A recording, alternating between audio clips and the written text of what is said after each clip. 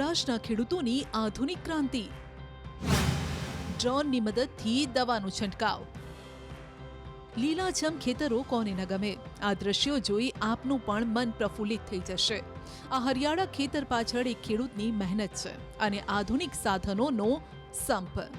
આ દ્રશ્યો રાજકોટના છે। રાજકોટનો ખેડૂત આધુનિક બન્યો છે, જેનું આ જીવતું જાગતું ઉદાહરણ છે। ગ્રામ્ય વિસ્તારમાં ખેડૂતો હવે ડ્રોનથી ખેતી કરતા થયા છે।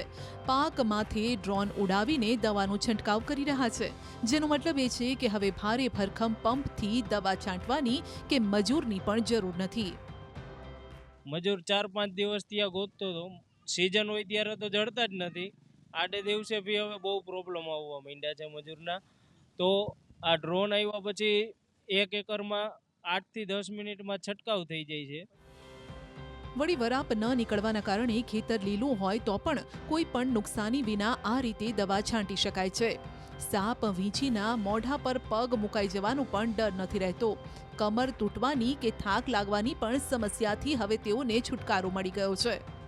મેટોડામાં દવાનો છંટકાવ કરનાર ડ્રોન ઓપરેટર નિકુંજ પાંભરનો દાવો છે કે 1 એકર એટલે કે 2.5 વીઘા જેટલા ખેતરમાં પંપથી દવા છાંટવા માટે 1.5 થી 2 કલાકનો સમય લાગે છે, પરંતુ ડ્રોનની મદદથી આ કામ માત્ર 7 થી 8 મિનિટમાં જ થઈ જાય છે।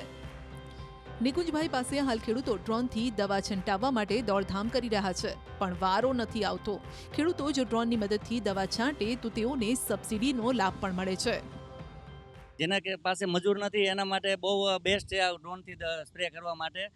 અને ખાસ કરીને આમ જો તો ગવર્મેન્ટની સબસિડી પણ અત્યારે ખેડૂતને મળે છે 1 એકરે 500।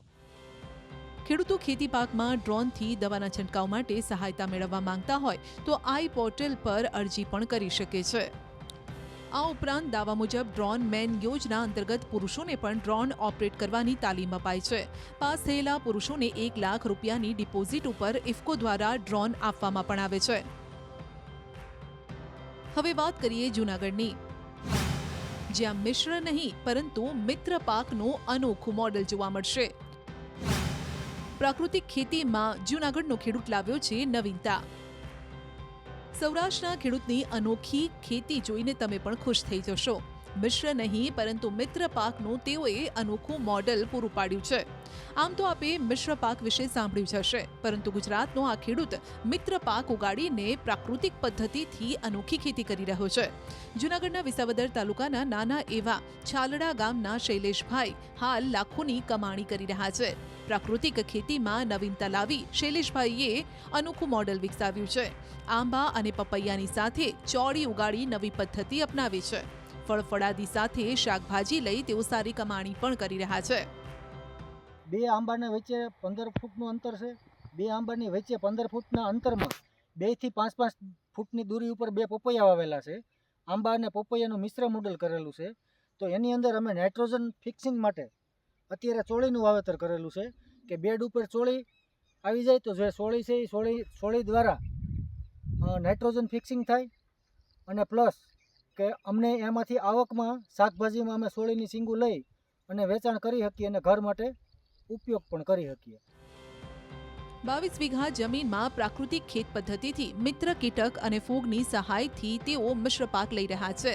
આ અનોખા મોડેલ થકી શૈલેષભાઈ લાખોની કમાણી પણ કરી રહ્યા છે। તો કચ્છના યુવા ખેડૂતે પ્રાકૃતિક ખેતીથી વગાડ્યો ડંકો। વાર્ષિક 10 લાખ જેટલું ટર્નઓવર। કચ્છનો યુવા ખેડૂત પ્રાકૃતિક ખેતીથી કરોડપતિ બન્યો છે। વર્ષે અધ લાખોની કમાણી કરે છે। કચ્છનો આ ખેડૂત 10 વર્ષથી વાડીમાં સંપૂર્ણપણે પ્રાકૃતિક ખેતી કરતો થયો છે।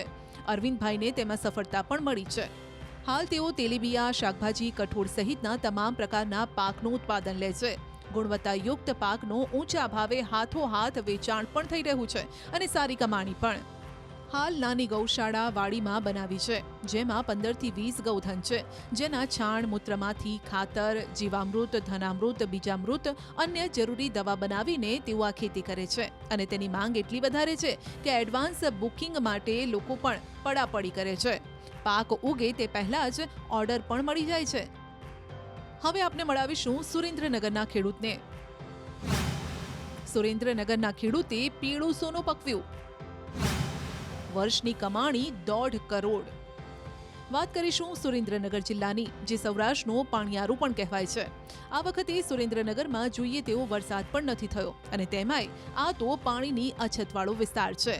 તેમ છતાં સુરેન્દ્રનગરનો સાહસિક ખેડૂત જમીનમાંથી કાચું સોનું પકવી રહ્યો છે. ધ્રાંગધ્રાના ઘનશ્યામભાઈ પટેલ કરોડોની કમાણી કરી અન્ય ખેડૂતો માટે પ્રેરણારૂપ બન્યા છે. ઘનશ્યામભાઈએ પોતાની 100 વીઘા જેટલી જમીનમાં 2500 જેટલા દેશી ખારેકના રોપા, 350 ઇઝરાયલ ખારેકના રોપા, 70 કેસર કેરી, 270 જેટલા લીંબુના રોપાનું વાવેતર કર્યું છે.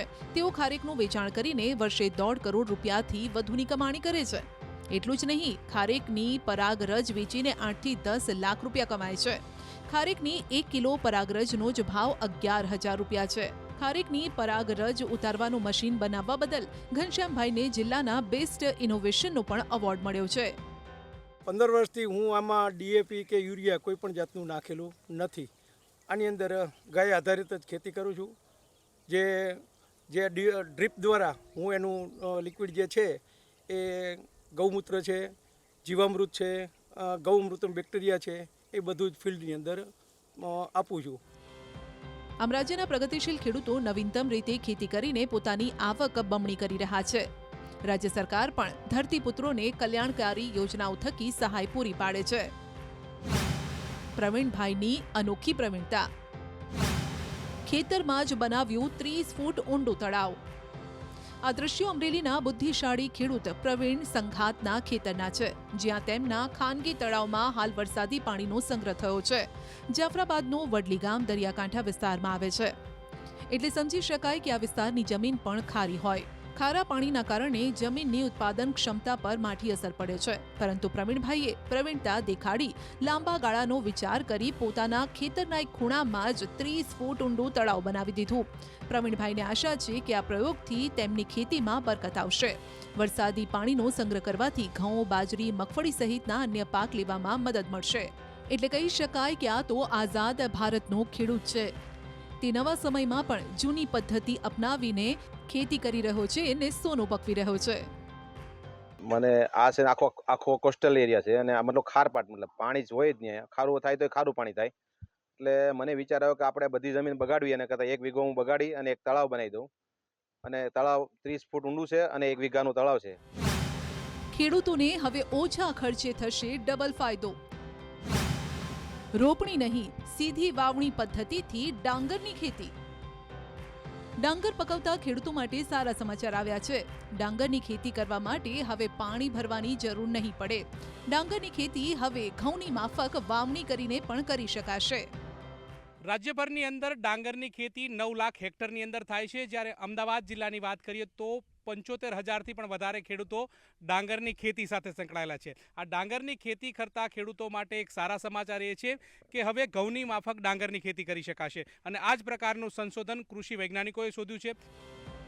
આ નવી શોધ કૃષિ સંશોધન કેન્દ્ર દ્વારા કરવામાં આવી છે. ઉલ્લેખનીય છે કે GAR 201 એટલે કે આણંદ અક્ષત પ્રજાતિ ડાંગરના ખેડૂતો માટે હવે આશીર્વાદરૂપ સાબિત થશે.